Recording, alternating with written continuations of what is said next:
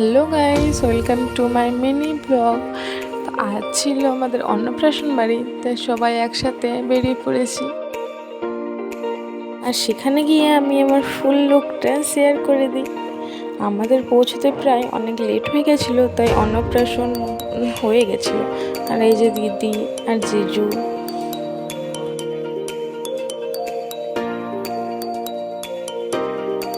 তাই তারপর সবাই আমরা একসাথে খেতে বসে পড়ি।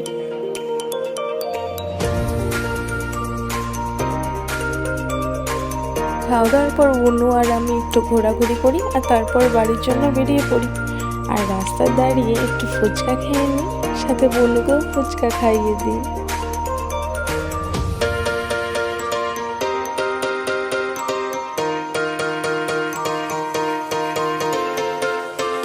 তারপর বিরিয়ানি খেয়ে ডিনারটা সেরে ফেললাম।